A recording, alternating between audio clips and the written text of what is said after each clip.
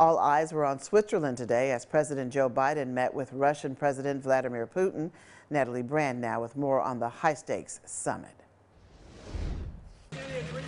The historic summit between President Joe Biden and Russian President Vladimir Putin began with a handshake, then ended with planned separate news conferences, starting with Putin, who called the talks constructive. I think that both of these sides showed a willingness to understand one another. President Biden described the tone as positive. It's clearly not in anybody's interest, your country's or mine, for us to be in a situation where we're in a new Cold War.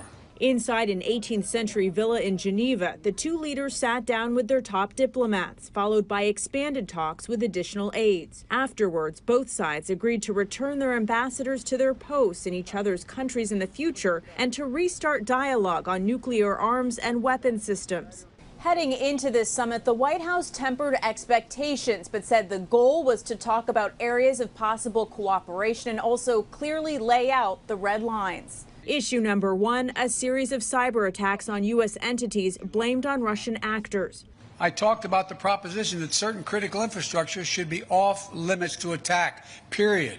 Also human rights, including the imprisonment of Putin's political opponent, Alexei Navalny. What do you say would happen if opposition leader Alexei Navalny dies?